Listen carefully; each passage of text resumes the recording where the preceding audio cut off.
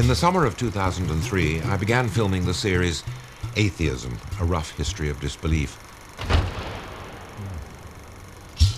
As part of the process, I talked to a number of writers, scientists, historians, and philosophers.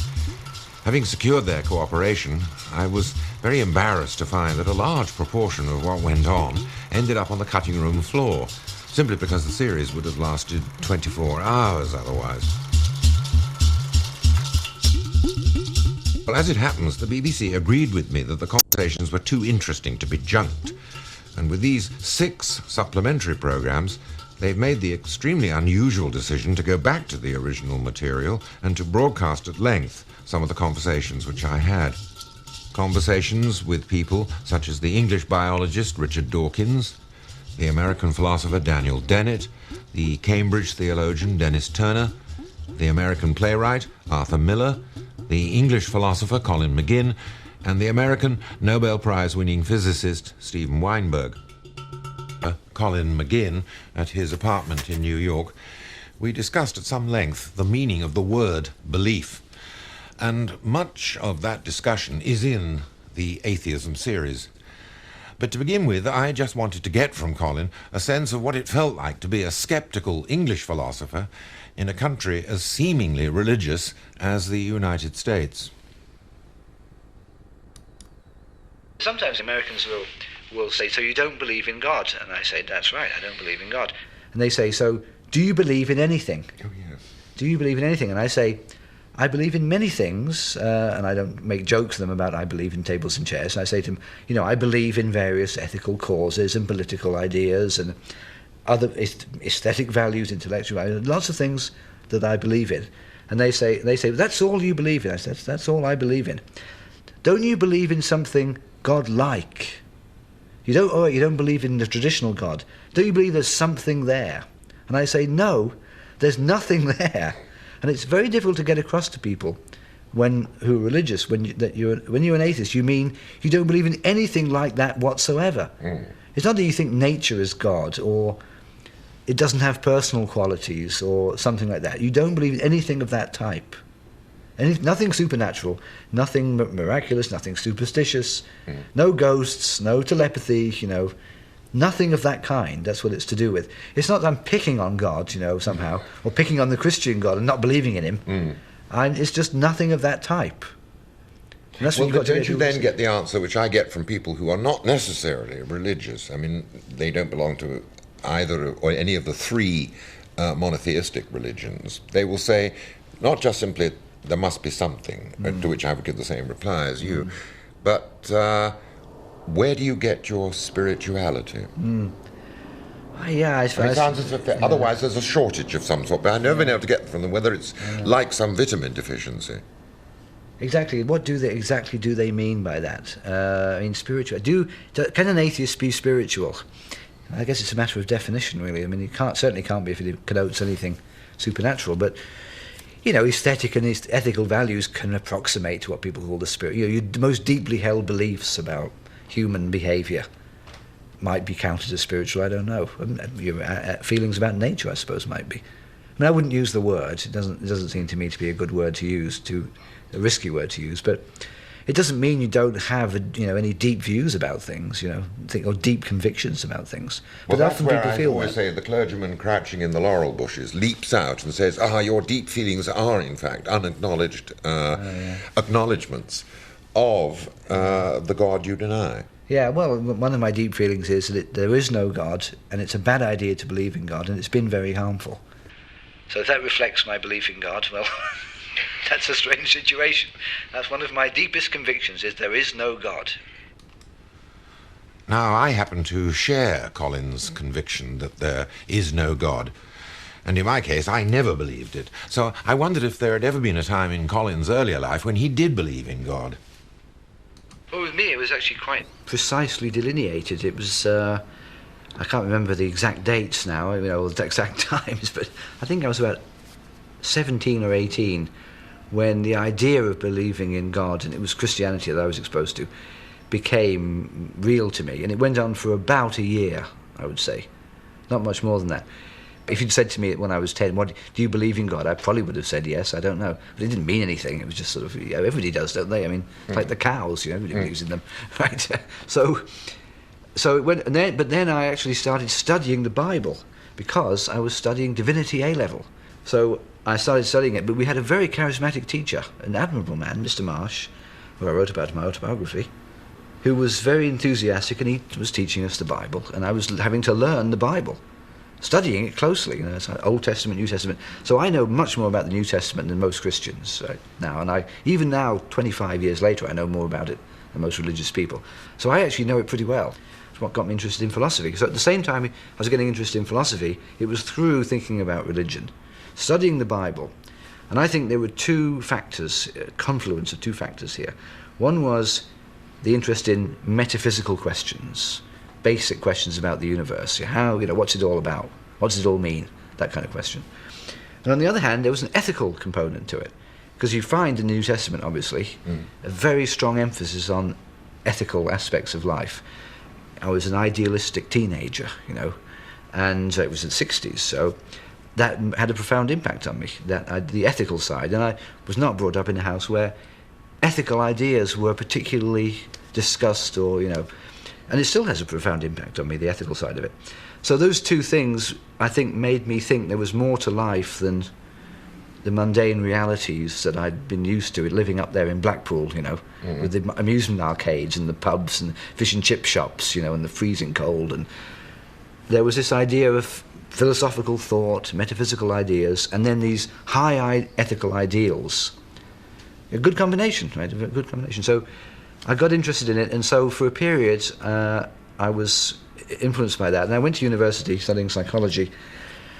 And since I stopped studying the Bible, I wasn't seeing Mr. Marsh anymore for our divinity lessons.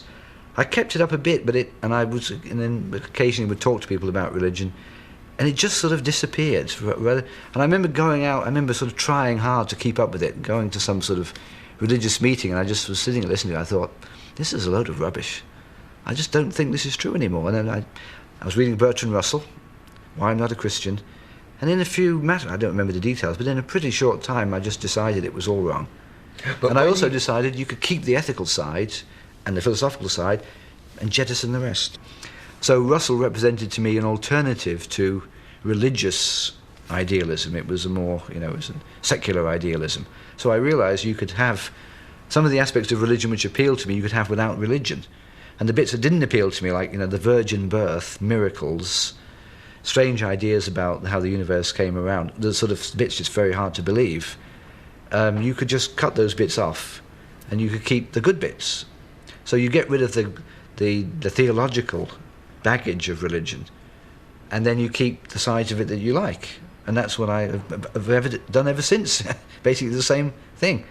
Was there any crisis in, as it were,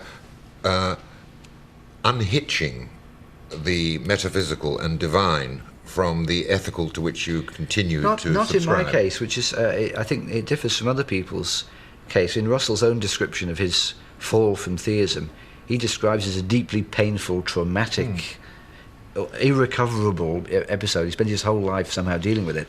Not with me. It was relatively easy. It just happened quite naturally. As I say in my autobiography, it's like shedding the skin when the skin comes off and you have a new skin and it seems fine. Was there a sense of relief as you shed the skin? No, I wouldn't say there was relief. I think there was disappointment. Ah. I would like religion to be true. I'd like it to be true, because I'd like there to be immortality. I'd like there to be rewards for those who've been virtuous and punishments for those who've not been virtuous. Especially the punishments would be good. There's no justice in this world, and it would be good if there was some cosmic force that distributed justice in the proper way that it should be. And it still is, to me, a constant source of irritation and pain that wicked people prosper and virtuous people don't. So there was a bit of disappointment about those aspects of it. But there was some exhilaration too. I mean, Russell has a description which I think is kind of appropriate of a feeling of a godless universe is a kind of exhilarating universe. There's something hygienic about it. There's something bracing about it. Whereas the idea that there's this sort of suffocating presence gazing at your every movement and thought, and gauging everything you do, and it's a bit oppressive to think that way. Well, okay. Now here you are, the philosopher that you thought you might become. Yeah. You have now very fully become. Now, in your role as a philosopher, I'd love you to develop the arguments which were previously simply intuitional skin shedding. Yeah. Now be more systematic and surgical about it, and say why, in fact, the notion of a God is incredible. The one set of arguments is the sort of no evidence arguments. Russell puts it by saying, there's no more reason to believe in the Christian God than the Greek gods. No more reason to believe. In other words, there's no positive evidence for it. There's no theory that you need to postulate God in to explain some natural phenomenon which can't be explained by some other theory. People sometimes will say, well, miracles were performed. There's never any good evidence that miracles were performed. The judgment that they were is usually based on a prior opinion that God exists rather than being an independent source for believing that God exists. So there's no evidence in terms of what anybody's ever observed. There's no fact about the world that can't be explained without postulating God. So there's no reason to believe in God, any more than there's any reason to believe in Zeus or any of the Greek gods. So that's on the side of whether there's any reason to believe it. There's the question now, are there reasons to disbelieve it? Are there any positive arguments against it?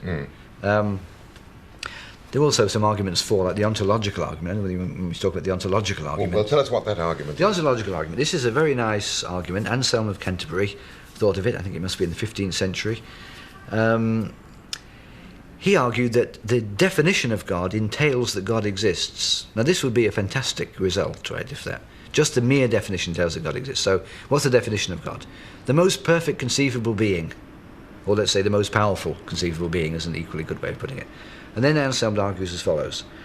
Well, suppose this most powerful or most perfect being did not exist, right? Then he would lack the attribute of existence. But the attribute of existence is one of the perfections, or one of the things which makes a being powerful.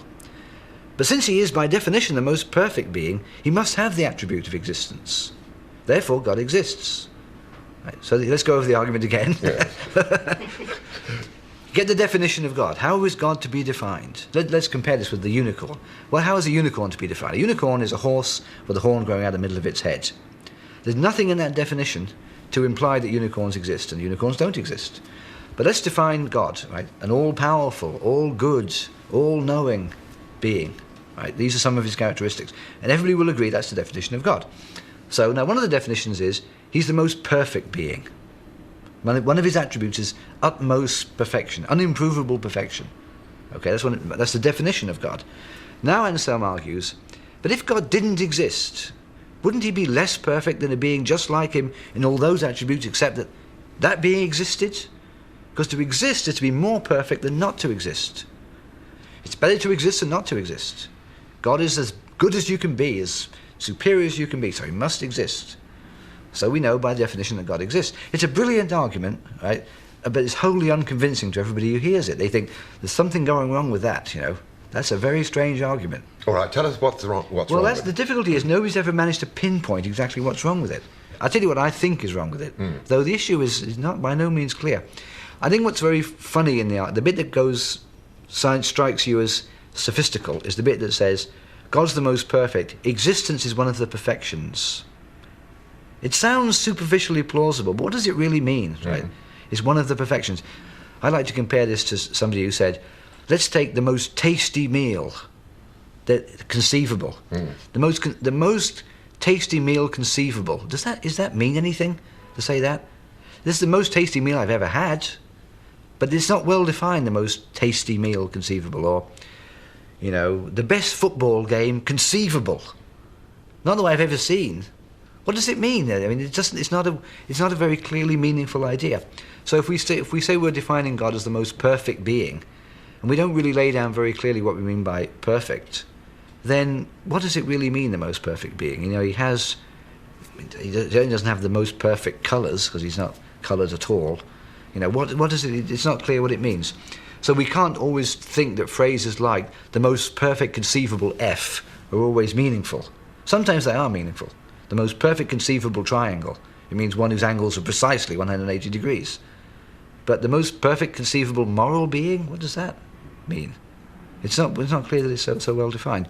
So that's what I think is wrong with it. But it's like with many a philosophical argument. Just because you can't refute it, it doesn't mean you should take it all that seriously, especially if, form your common sense beliefs on the basis of it. All right, so much for the ontological. Yes, right, that's the ontological argument. Now, how about the other ones? Well, here's one I like. People think, I think psychologically this is quite important to people. That's why this argument is probably more important psychologically. People think, without God, life is meaningless. Where is meaning? Right? It's just an empty charade of, pointless and purposeless, valueless, going from one thing to the next. Well, the first reply to make to that is you don't necessarily need to seek the meaning of life outside of life. Here's the premise, the assumption of that argument. Without there being a being outside of human life would have no meaning. So the meaning of human life must be conferred by another being. Here's my question. What gives the meaning to that being's life? Right? How does his life, God's life, derive meaning? Well, here's a dilemma, right? Either God's life has meaning intrinsically just by his existence, or not, right? Well, if it does, then it's possible to have a meaningful life intrinsically. So why can't our lives have intrinsic meaning? They don't need to have their meaning conferred by another being. But the religious might want to argue, without even reverting to the ontological proof for the existence of God, that the observable fact that we do have values and meanings is in fact evidence of the fact that something has given the meanings, in the same way that the argument from design says something has given the thing design. Yeah. Well, I think there are 2 points there. One point is that the existence of values itself is an argument for the existence of God, like an evidence argument. Another point, though, altogether, is the idea that morality can only have a foundation if it's based on God's commands or God's desires, God's wishes. Right, now you started with the first one, of course. The thing to say about that is there's just no reason to think that the existence of values in human society depends on the existence of God. I mean, why should it? There's just no clear logical argument for one thing. Any more than the existence of ears, is a reason. I mean, there are various aspects of human life. There's art, there's value, there's family, there's all sorts of things that we take to be valuable. Why does any of these require that we postulate God to explain their existence? A more worrying question for many people is they don't see that morality can have any foundation, can have any absoluteness, unless there's a God to certify it, legitimate it. You can see that point. It's a point that was discussed by Plato long ago in the Euthyphro argument. And he makes, what I think Socrates makes, a completely compelling case, refutation of that argument. And it simply goes as follows. The argument, you see, goes like this. Suppose you take as a moral principle, it's wrong to steal. People say, now, why is that wrong? Why is it wrong to steal? Answer, because God says it's wrong to steal. God commanded that you should not steal. Okay. The point that Socrates makes in that dialogue is to say, well, how can God give this moral rule a foundation? Either the moral rule is itself intrinsically a sound moral rule, or it can't be given soundness and legitimacy from an external command. Suppose, for example, we had the rule, it's right to murder. And somebody said, that's not right. Murder is wrong. And somebody said in reply, but God says it's right to murder. That doesn't convince you that it's right to murder. If God says that something is right which isn't right, God's wrong. Right? He can't make something right just by saying it's right. What God has to do is reflect what's right in his commandments. So that's what he really does. It is wrong to steal, wrong to steal and wrong to murder. So God says that it's wrong. And he's right to say that. Why? Because it is wrong in the two cases. He doesn't make it wrong by saying it. He can't do that. If that was so, we'd have no reason to respect God's morality. In that case, God, as it were, appropriates our spontaneous and indigenous values, which then get, as it were, reflected back upon this hypothetical entity, that's right. Which then seems to validate our beliefs. Exactly. So we don't need God to validate our moral beliefs. He couldn't validate them. His validations only work in as much as they correspond to what is morally right and is morally wrong. He can't make something be morally right when it's not. Another way to put it is, it can't be a matter of God's free decision or whim what's right and wrong. People can see that morality is what it is. They know what they ought to do. But human beings are weak. We're weak. We have weakness of the will. We don't always do what we know very well we ought to do. And that is, in most people, produces the phenomenon of guilt. Guilt is a powerful negative force in people's minds. People hate guilt, right? Guilt is a bad feeling.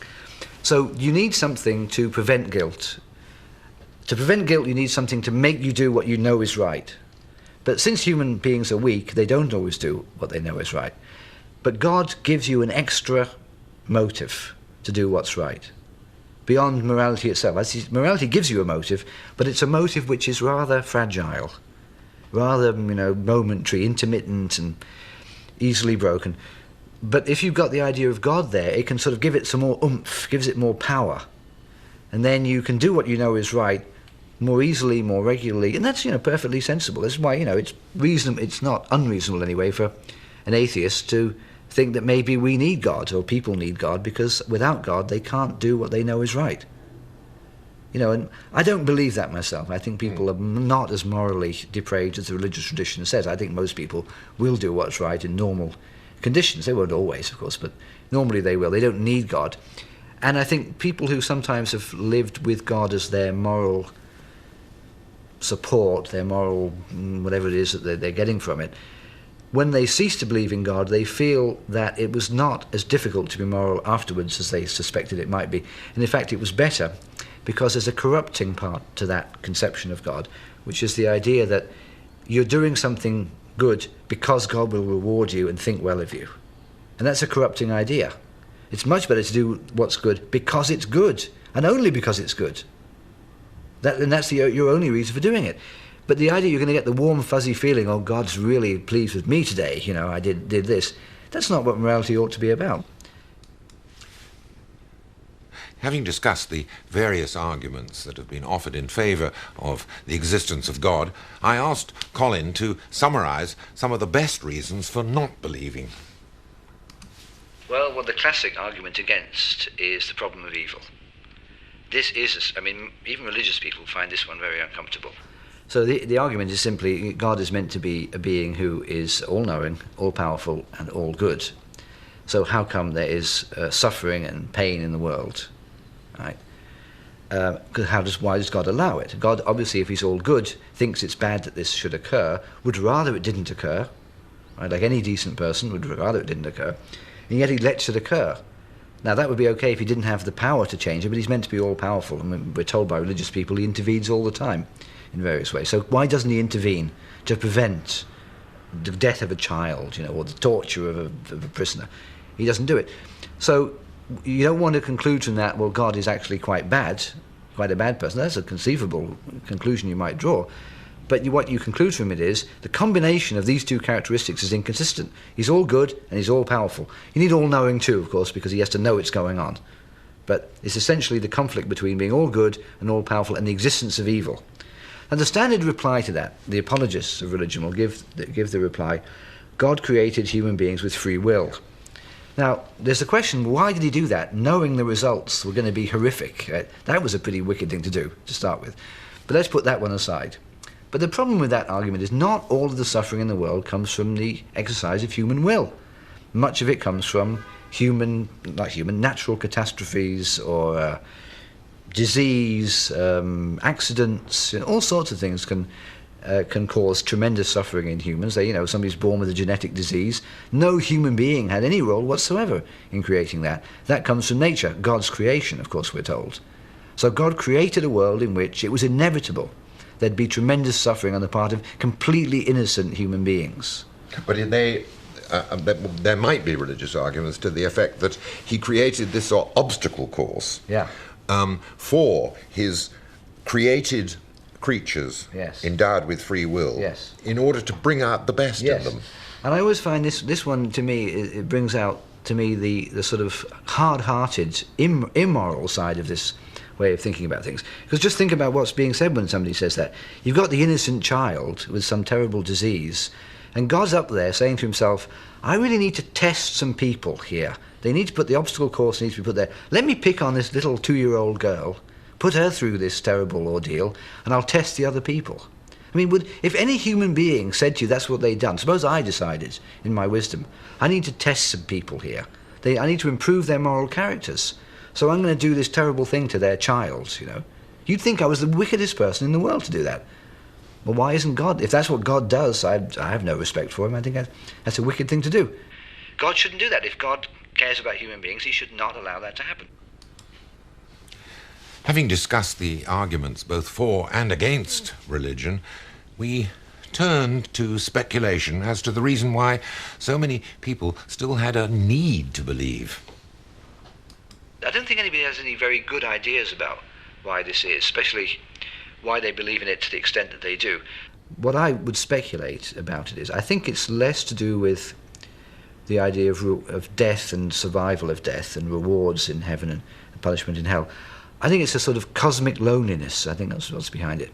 It's hard for people to accept that we are alone and that nobody cares outside of us. I think there's a kind of constitutive reason for that, which is human consciousness is essentially sealed off from other consciousnesses. Mine is sealed off from you. We only know each other indirectly through the symptoms of the body, and yet we yearn to be in contact with other people. Love is a lot to do with that. So we have this feeling that we are, as conscious embodied beings, somehow or other lonely in our essence, cut off in our essence. And that's a feeling which we struggle against. And you can see it in literature and so on, dealing with this theme. Frankenstein actually deals with it a lot. So we feel this sort of metaphysical, existential aloneness in the universe. And God is a wonderful antidote to that, because in the case of God, God, we feel, directly comes into our minds, and we're directly in contact with God. So God doesn't know us through our bodies. God knows us intimately in our minds. And that satisfies a deep craving, I think, in the human soul, right, for communion with something outside the self. I'd just like to finish with one thing. Here you are, like myself, reluctant to use the word atheist to describe what we are. It's an accusation rather than, as it were, a conviction. In a country which, in fact, has become more intensely religious, do you find it difficult to uphold such ideas in the America of the 21st century? Let me say something about the first point, the label one has. Yeah, to be called an atheist, it's a negative view, and it suggests that one is a sort of professional atheist. You know, you spend your life arguing against God, which way Russell did. And I think that's a sort of an undignified and rather pointless procedure. Once you've decided there isn't a God, there's not much point in inveighing against it, unless you think huge harm is being done by the belief in God. But nobody spends their time trying to prove to others that the Greek gods don't exist. You just decide that they don't, and that's the end of the story for you. So I like to distinguih atheism from anti-theism. Anti-theism is opposition to theism. I am an anti-theist because I believe that religion is harmful in human life. So I am an anti-theist. I'm not just an atheist who's something. My only values are that I don't agree with it. I'm actively opposed to it. But then I distinguish that from what I call post-theism or post-atheism, which is the healthy state of mind where you've put all that behind you. Now, we can't do that yet because there's lots of religion in the world and lots of bad results of it. But to me, the ideal society would be one in which the question of religion didn't really arise for people, or if it did, it wasn't a heavy question for them. They would say to each other, those humans used to believe back there in 2003. Some of them believed there was this God and he did this. Others didn't, and they did TV programs about why they didn't. What a funny debate that was, So it would be a post-theist society where it wasn't an issue.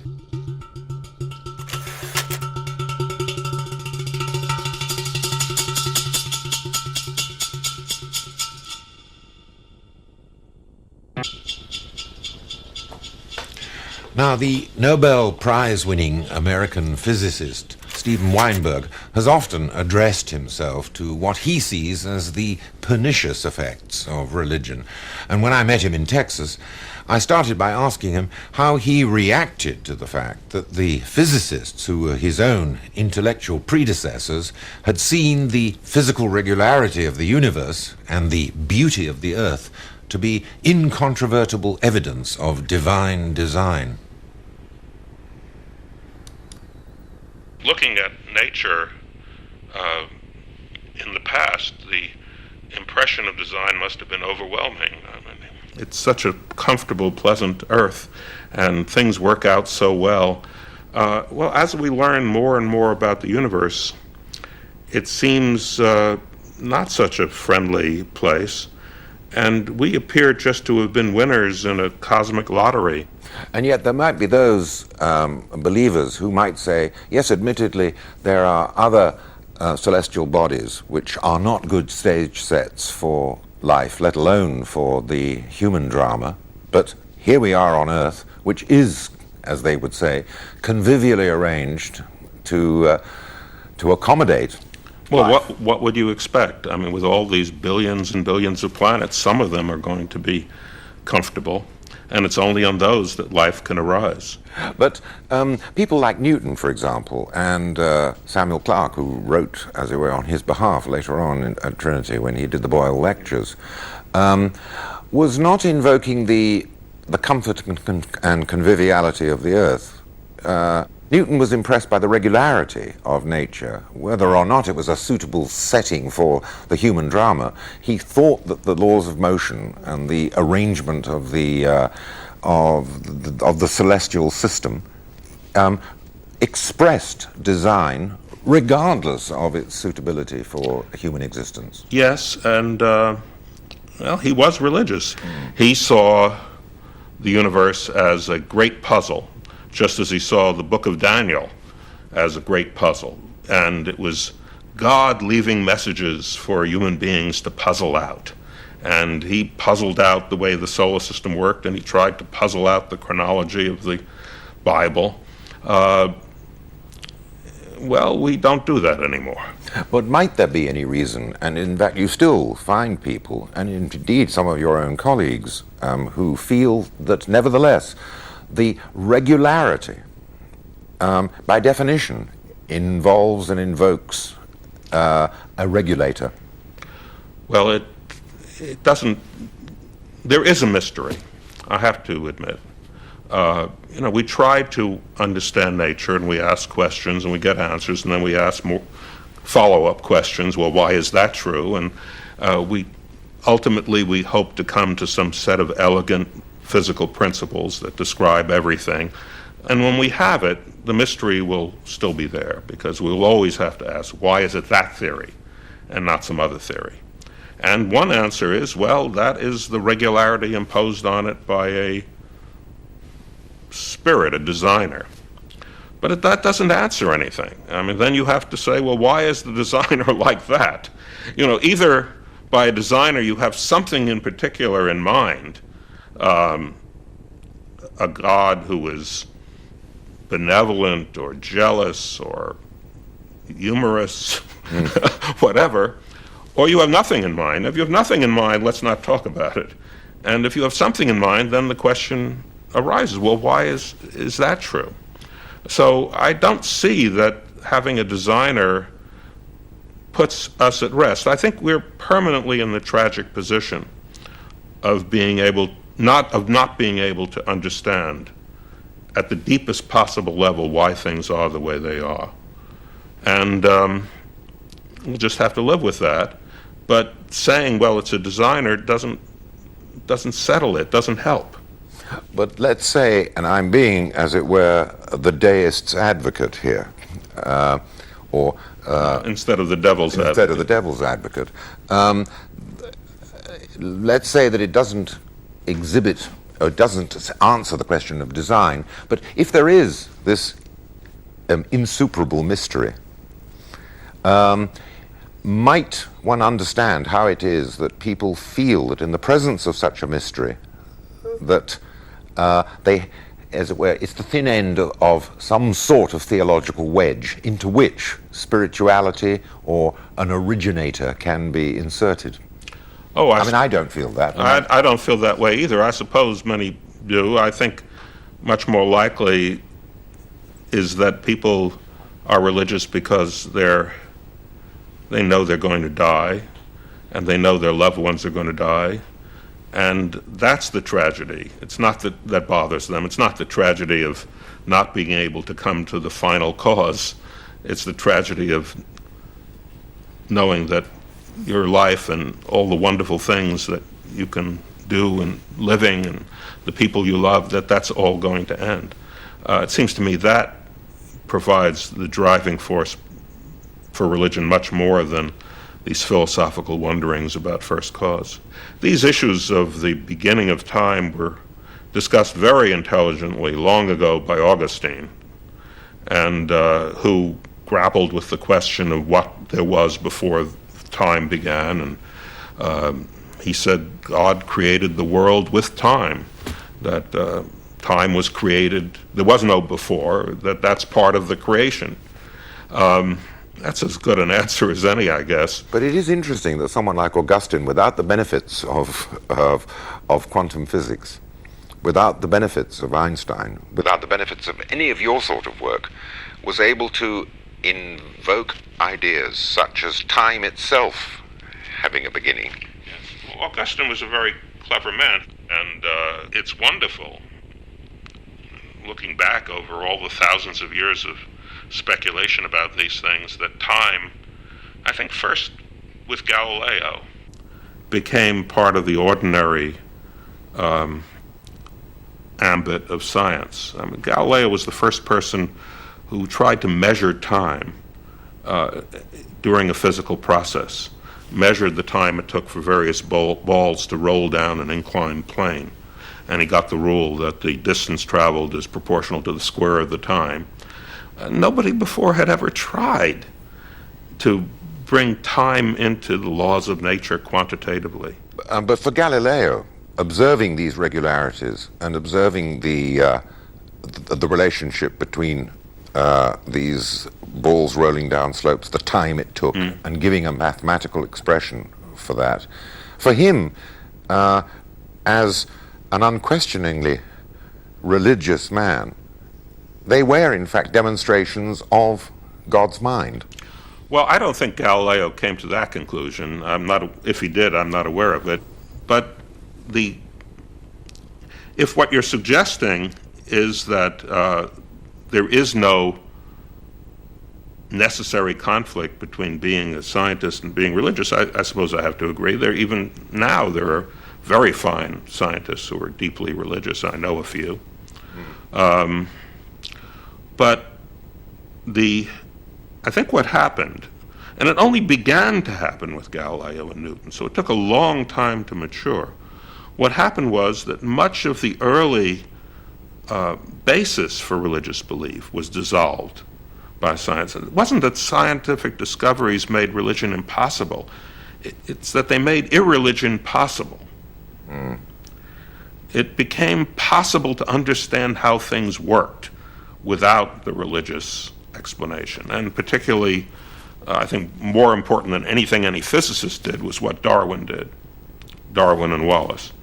Yes, well, this is the argument which we've had, I think from Daniel Dennett. He feels that perhaps the most wounding influence upon religion really came with Darwin rather than with Galileo. Oh, I agree.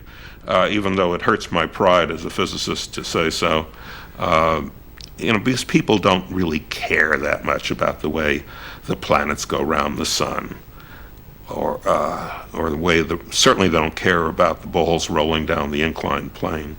What they care about is life, and particularly their own life, and their relationship to the causes for them being the way they are. They care about that. And Darwin's revision of the understanding of why living things are the way they are, in particular why people are the way they are, was overwhelming. And Darwin himself lost his faith. I was recently rereading Lytton Strachey's wonderful little biography of Cardinal Manning in Eminent Victorians, and Manning said that he became convinced, a convinced Christian, because of reading Paley's Natural Theology. Yeah. Yes, and the wonderful adaptation of living things convinced him that there had to be a creator, a personality that created all this. And suddenly that was gone. There wasn't a discovery that there wasn't a creator, but the argument was removed.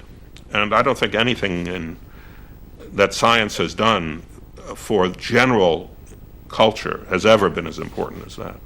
Yes, it is interesting to find that, on the whole, the percentage of biological disbelievers in the scientific community is higher than the percentage of disbelievers amongst your colleagues in physics and chemistry. Is that true? I didn't know that. Actually, I've occasionally, not too often, gotten into conversations with my physicist colleagues about religion. I find an overwhelming lack of interest in it.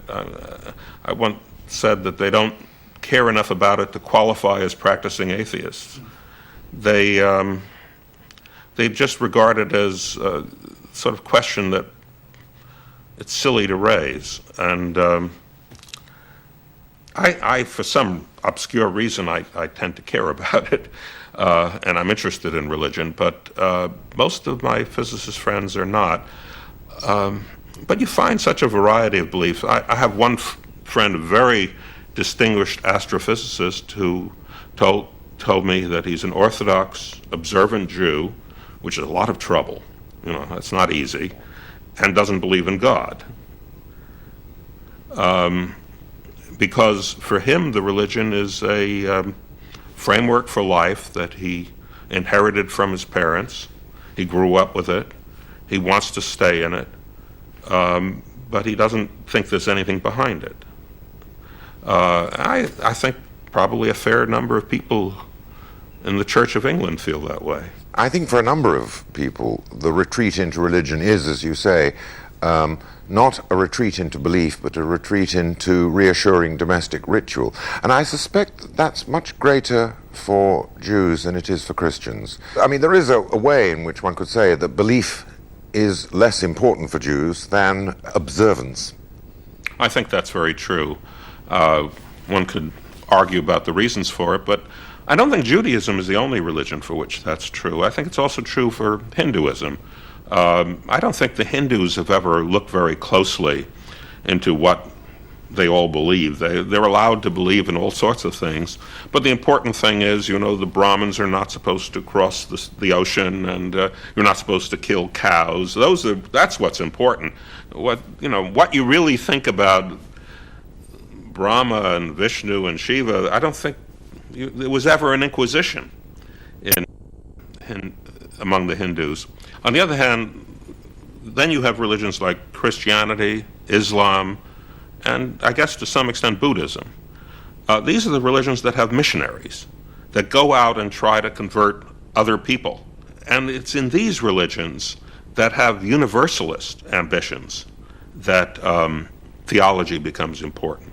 And it does become important. And in a way, I'm more attracted to that because as a scientist, I care about searching for truth and making a theory of the world. And Christianity, or Buddhism for that matter, provides an alternative theory of the world. And that's something I feel I have something to say about. I can interact with, I can respond to. On the other hand, if people just want to not eat pork or not kill cows or whatever it is, well, you know, more power to them. It has nothing to do with me, and there's no argument there. So you feel a realistic and vigorous sense of opposition, yeah, in that Christianity and Buddhism, in a rather different way, are in fact, as it were, more intellectually intelligible and complementary to a scientific worldview. Yes. They have a theory, and it's a theory that I don't agree with, but there is a theory there. And without a theory, what can I say? Then it's not something that I can engage. I once wrote something rather disparaging about ultra-liberal Christianity, and that I found myself more, in some ways, more akin to a fundamentalist, because at least they haven't forgotten what it is to believe something. And I got a copy of a fundamentalist newspaper from, I think, from New Mexico, that praised me because I think what their real concern was not odd atheist physicists. That wasn't what they're worried about. What they're worried about are the liberal Christians. I see. So that in fact, that the fundamentalist Christians see you scientists as worthy opponents. Well, in the same way that you scientists or you physicists are seeing. I wouldn't draw that implication. I think they just found a surprising ally in the battle that they really care about, their battle with the liberal wing of Christianity. But please don't let me give the wrong impression. I think enormous harm is done by religion, not just in the name of religion, but actually by religion. And I think how is it? Tell me the harm that is done by religion as opposed to the harm that's done in the name of it. Well, I think people who crash airplanes into office buildings in order to destroy them must really believe in paradise, and that this is something that their God wants them to do, and that they'll be rewarded in paradise. And if they don't believe that, then it's a very foolish career move. Yes. But the idea that God has, whether it's Allah or Jehovah or whatever, has dictated certain ways of behaving, certain ways of worshiping, and that it's incumbent on you to force others to behave that way and worship in that way. God, think of all the harm that's been done throughout all the ages by people who believe that and believed it very sincerely. One could just go on and on and on about the number of very sincerely religious people who were led by their religion to do the most awful things. But in fact, that was very much an aspect of before the diaspora. Yes, and I do agree. But just coming back to what we were talking about before, it is the religions that have a theory of the world, it seems to me, at least in recent centuries, that do the harm. So the very sincere, true believers are the ones you have to watch out for, even though they may have something more to show for themselves intellectually than the more liberal religious, but they're the dangerous ones.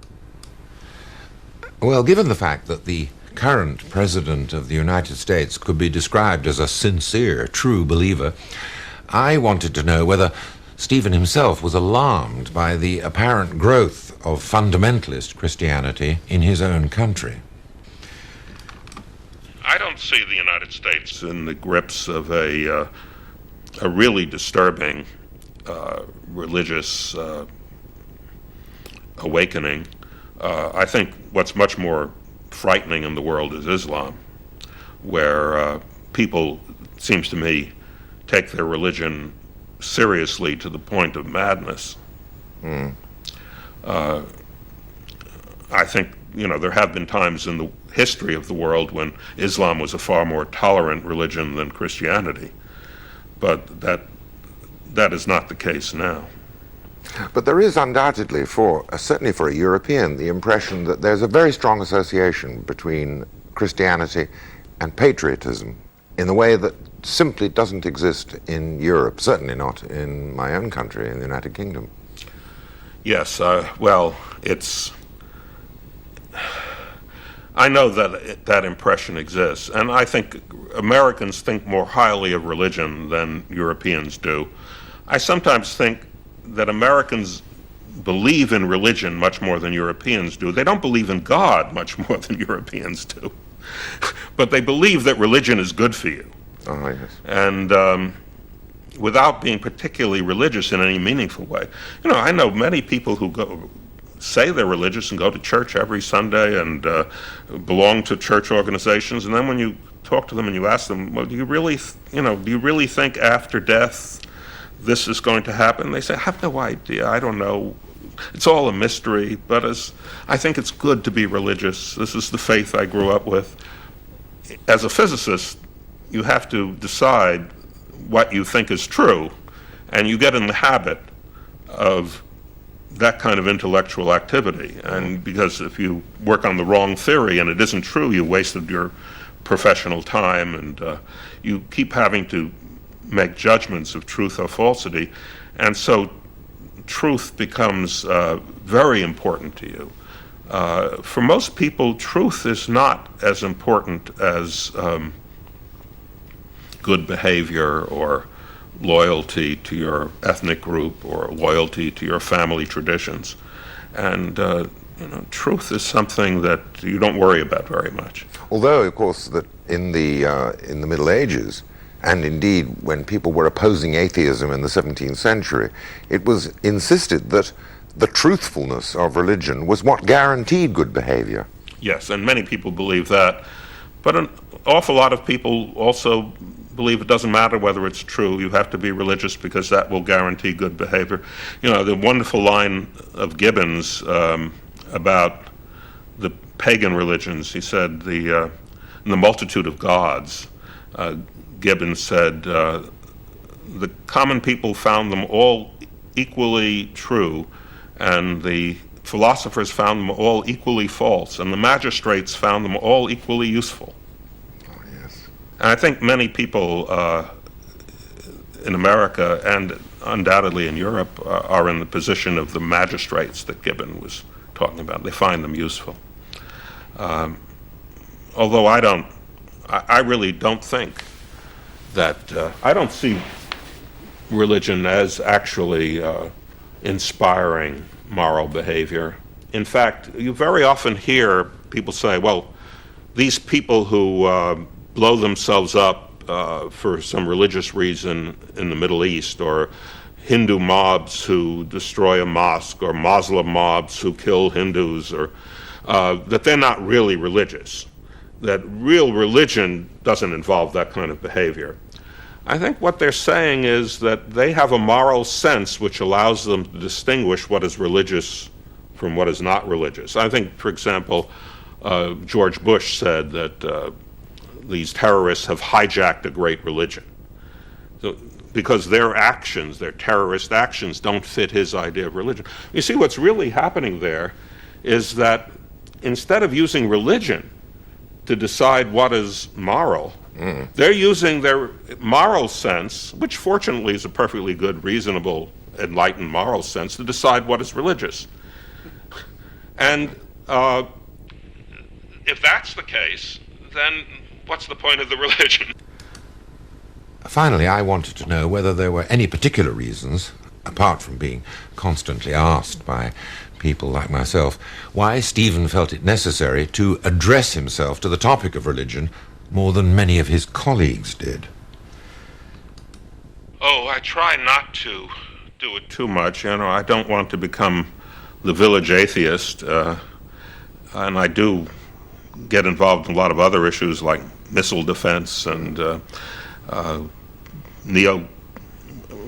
post-constructionism, neo-modernism. But I do spend probably a little bit more time than I should on religion, and I have a certain amount of hostility to it. I think the most rational reason for it is because of the harm that I see it does. We were talking about that earlier.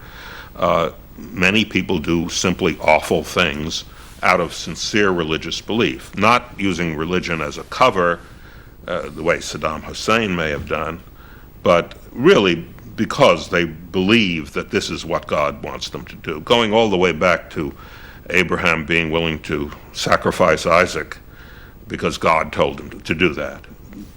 Putting God ahead of humanity is a terrible thing. Another reason is because I'm offended by the kind of smarmy religiosity that's all around us, perhaps more in America than in Europe, and not really that harmful, because not really that intense or even that serious, but just, after a while, you get tired of hearing clergymen giving the invocation at various public celebrations, and you feel, haven't we outgrown all this? Do we have to listen to this? But then, maybe at the very bottom of it, I really don't like God. It's silly to say I don't like God because I don't believe in God, but in the same sense that I don't like Iago, or I don't like the Reverend Slope, or any of the other villains of literature. The God of traditional Judaism and Christianity and Islam seems to me a terrible character. He's a God who's obsessed with the degree to which people worship him and anxious to punish with the most awful torments those who don't worship him in the right way. Now, I realize that many people don't believe in that anymore who call themselves Muslims or Jews or Christians, but that is the traditional God, and he's a terrible character. I don't like him. I have a friend, or had a friend, now dead, Abdus Salam, a very devout Muslim, who was trying to bring science into the universities in the Gulf states. And he told me that he had a terrible time because although they were very receptive to technology, they felt that science would be corrosive to religious belief, and they were worried about it. And damn it, I think they were right. It is corrosive of religious belief, and it's a good thing, too.